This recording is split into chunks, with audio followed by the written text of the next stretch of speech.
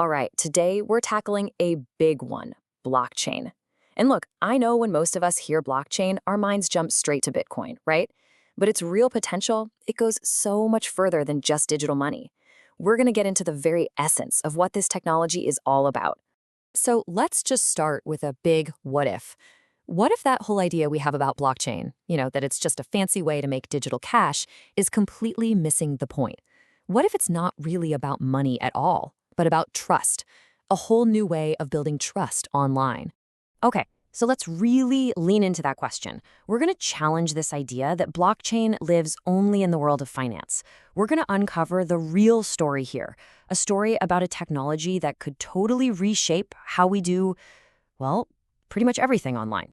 Okay, look at this number, 78%. A recent cybersecurity report found that 78% of corporate data breaches could potentially be stopped. How? By one single factor that most people overlook, decentralizing the data. I mean, that is a huge, huge number. And it points us right to the core power of what blockchain can do. And yeah, that's not just some boring statistic, right? It's like a giant flashing neon sign. It's pointing us to a much, much bigger story. A story about how blockchain's main job, spreading out and locking down information, is actually the key to fixing some of the internet's most fundamental problems. All right, so we've set the stage. Blockchain is way more than crypto, but so what? Why does this actually matter to you in your day-to-day life? Well, let's take a look at the real-world impact, because this stuff is already shaping the world around us. The crazy thing is, whether we even notice it, blockchain is already working behind the scenes. It's like a silent architect, building completely new financial systems, totally flipping the script on how artists sell their work. And it might even change the way we vote. And you can really see the scale of that influence right here. In the tech world, it's huge. It's literally the backbone for what people are calling Web3. And what about healthcare? It's being used to secure our patient records, finally making them easy to take with you. Then there's retail, where it's completely overhauling supply chains. And the key thing is, this isn't some far-off what-if scenario. This is happening today, right now. There's a great quote from Dr. Evelyn Reed, who's a pioneer in this field. She said, "We are at the beginning of a fundamental rewiring of society, and most people don't even see the cables." Wow. I mean, that just perfectly sums it up, doesn't it? This powerful hidden force at work. Okay, so we get it. It's a big deal, but what is it really? Like, how does it actually work? Let's get into the nitty-gritty now and unpack the core mechanics. All right, if you remember one word, make it this one: decentralization. That's the heart of it all. So think about it. Right now, we rely on central gatekeepers for everything, right? A bank, a big social media company, a government. They're in the middle approving things, holding our data.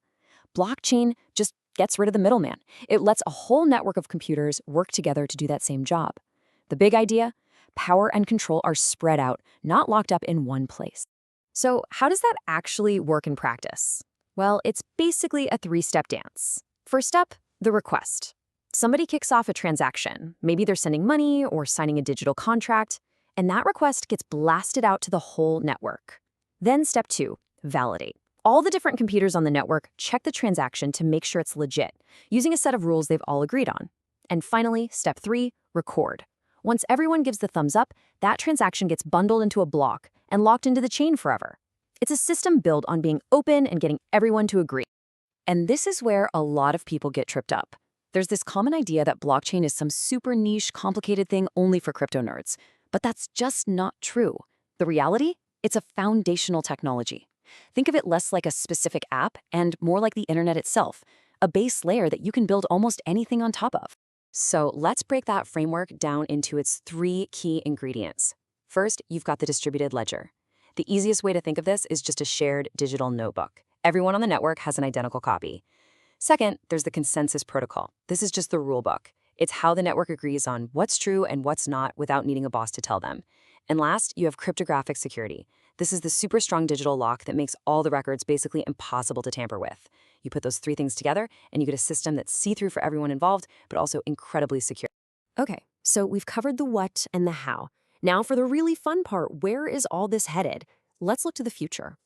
This timeline really shows you the journey. I mean, the ideas were floating around way back in the 90s, but the Big Bang moment was really the Bitcoin white paper in 2008.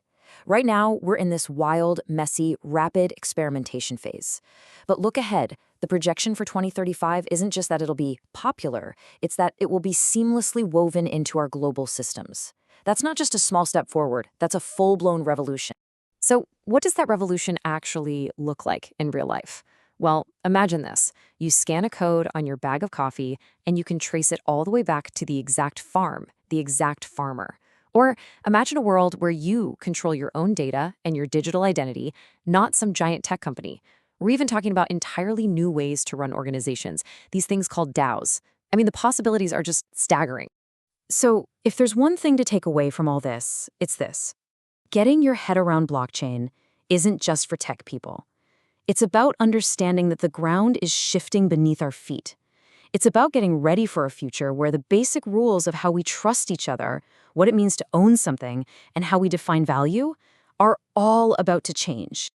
And that really leaves us with one last big question. Not for me, but for you. Knowing that this technology has the power to literally reshape our world, what are you going to do to get ready for what's coming next?